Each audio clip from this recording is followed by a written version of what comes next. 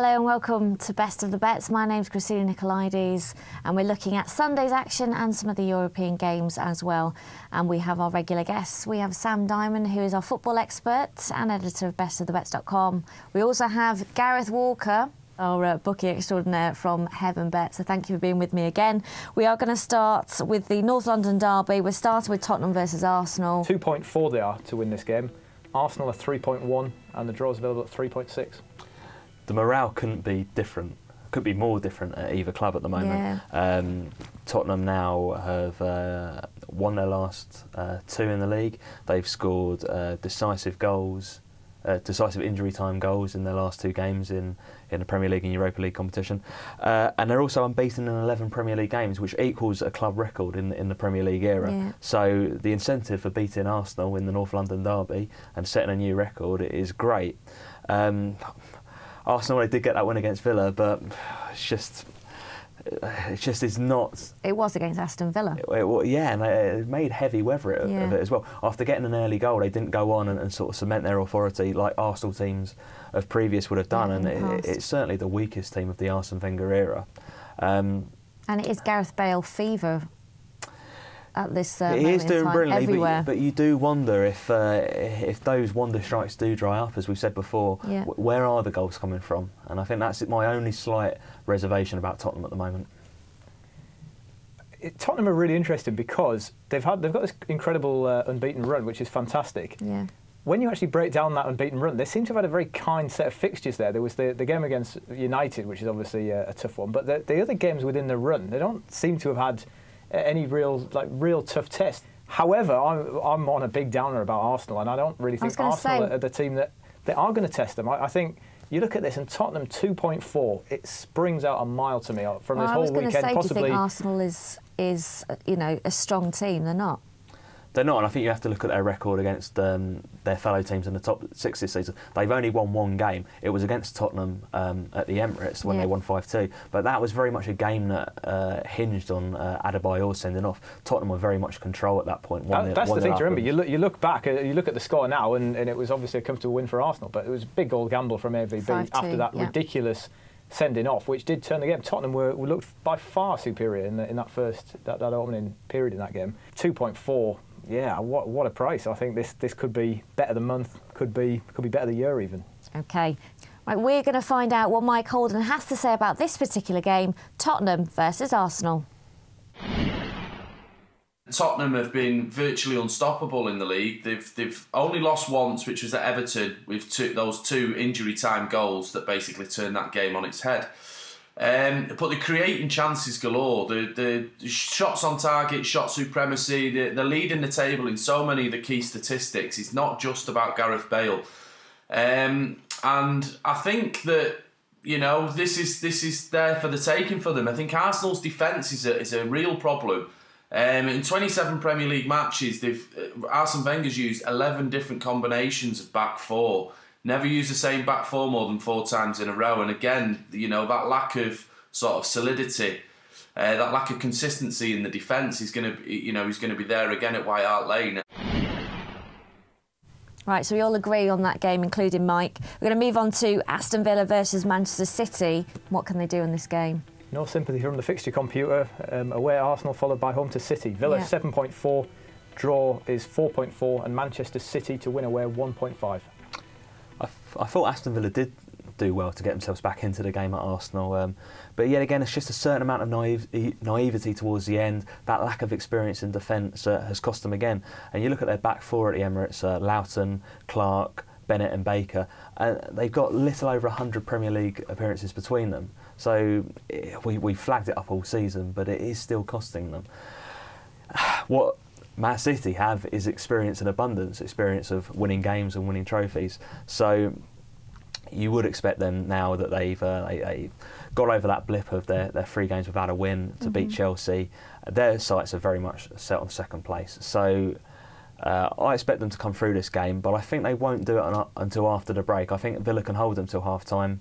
Draw half-time, Man City full-time for me. It's priced at 4.2. Villa, first half of the season, had that incredible record of barely conceding in the first half of the game, so if they can recapture a bit of that. Mancini certainly won the tactical battle last week against Chelsea, and And City were impressive there, really deserved to win that game.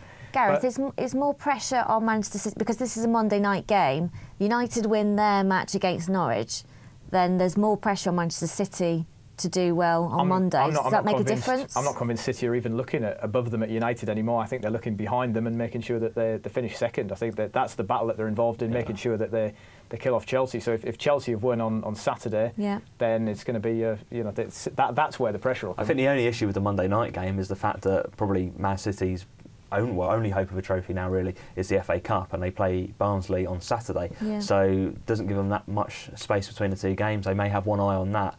Something else for maybe to get with Villa in some capacity. Yeah, I think it could well be, again, for the unders here, under 2.5 goals, which is a shared odds against. I like that's priced at 2.05. If there's 0, 1 or 2 goals in the game, then you've backed a winner. And it's worth remembering that Villa have beaten Man City this season after extra time in the Capital One Cup, so they can do it. So it could be an interesting match then on Monday night. We are going to move on to Hoffenheim versus Bayern Munich.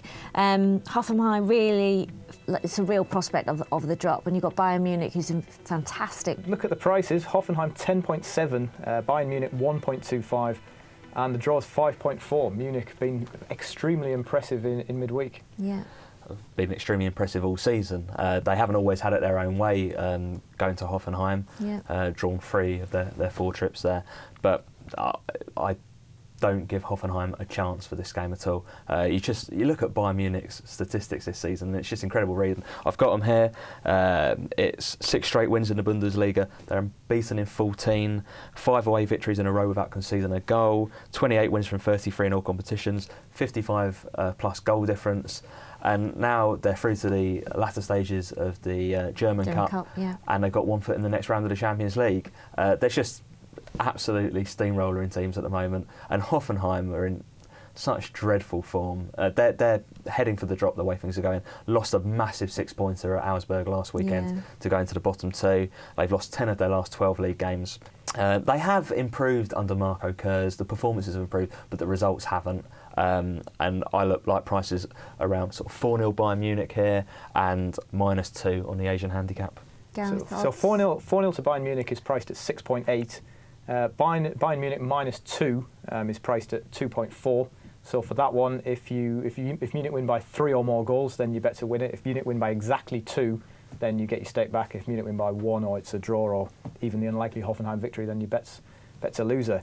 The only slight thing about Munich, they really set out to make a statement in the week against Dortmund. They were so impressive, absolutely crushed Dortmund in midweek in the Cup. I think it was 9 shots to 1 in Munich's favour. But they were so dominant in the first half, only 1-0 up, but then didn't seem to want to go on in the second half and really put the foot on the throat of Dortmund. So I'd be perhaps not as confident in putting a big correct score victory in, but you can't really see any other outcome than a Munich victory. If you're putting any accumulators on for the weekend, I'd certainly include Munich to we need to move returns. on.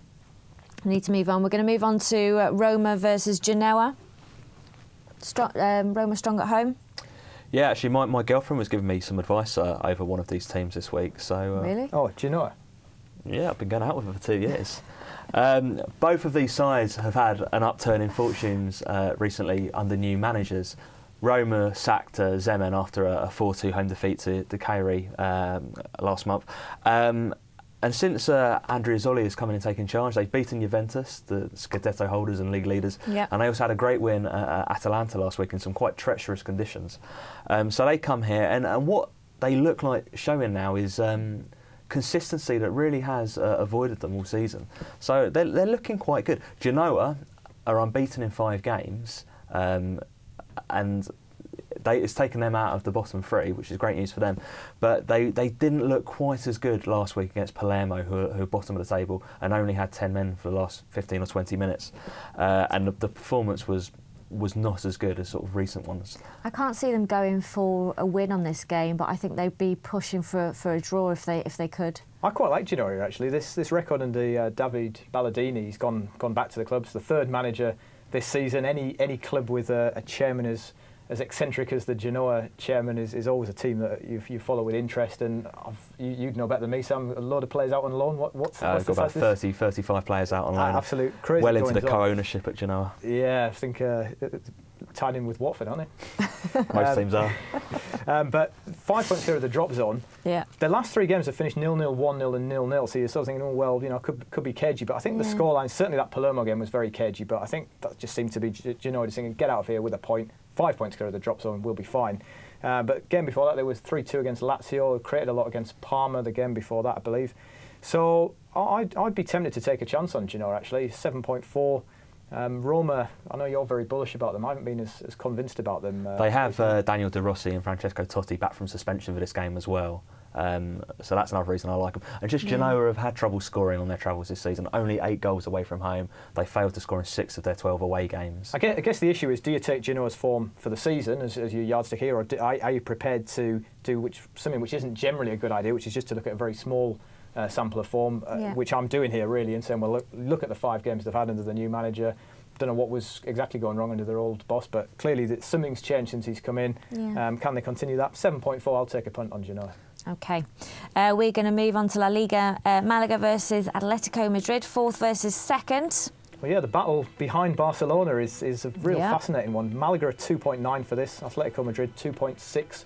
And the draw available 3.4. Yeah. This is an interesting game. Atletico have overtaken Malaga alongside Real Madrid as being the most miserly in defence. They've only conceded 23 goals this season. Yeah. Malaga 24. So I don't think there'll be much in the way of goal map action. And to be honest, I can make a case for all 3 outcomes in this game. And I think at the biggest price one, it may be seen as sitting on the fence, but I'm going to go with the draw. I always look at Atletico and always look at Falcao, really, because he's just different gear. And he did score in the Copa del Rey semi-final. He did. As well. I'd suggest Atletico fans will make the most of him while they've got him, because you'd think he's on the way in the summer. He sat out the second leg, of course, which was in midweek, both him and Arda Turan. So Simeone's got strength there. Fresh for this one. He's 5, and yeah, perhaps they'll have Fernando Torres sitting there instead of him next season, which won't be quite the same height. I'd take Atletico here for a narrow win and continue their quest to be top dogs in Madrid this season. Staying within La Liga, Real Sociedad versus Real Betis. Very level in the table, but betting-wise, Sociedad are odds on 1.85 to win this. Draws 3.7, and Real Betis are available at 4.6. Both sides are going brilliantly in La Liga. Both in the hunt for Europa League football. And indeed, if Sociedad were to win this and Levante and Malaga slipped up, they can actually go 4th and into the Champions League spots. Yeah. But I think the highlight of their season came last Friday night when they won the Basque Derby at Bilbao, the last ever Basque Derby at San Mamés, to complete a double over their rivals, and that would mean everything to them. And I often find it interesting when teams get a huge result in such an intense situation as a local rivalry, how they react after that. Will that spur them on to go on and do well, or will that sap all their energy? They've been on a great run, 1 defeat in 15, but I just think Betis could shock them here. They've had trouble scoring goals lately, but their top scorer Ruben Castro now is back from injury. He's likely to play. Benyat is likely to play, and he's a highly rated midfielder. I think they could just take advantage of some overwhelming emotions in the Sociedad camp and really surprise them. I'm going to go for a Betis win. It's a real shrewd point Sam makes there. The sort of standard reaction, you look at a great win for someone, you think, well, that's going to help them in the next game. I'm looking to back them. Whereas, in fact, often what you should be doing is thinking, well, that was such a good achievement, such a good result, that there's emotion there, that it's worth opposing them next time out. And with Betis, I've had a real sort of study up of Betis, and certainly at the prices, I'm in agreement with my colleague here that Betis at 4.6 look a real good bet. Right, so best bet then for Sunday. I can't look beyond the home side in North London. I'm going to go for Tottenham Hotspur. I'll be greedy and go for an even bigger price for my best bet though, 4.6 Real Betis. Okay. And I'd love Aston Villa to beat Manchester City, but I'm going to go Man City to win. Man City to win at 1.5. Okay. Remember, for you to place your bets, it's www.heavenbet.com. You can tweet us at Best of the Bets and watch the show back on www.bestofthebets.com. We'll be back same time, same place next week. See you then.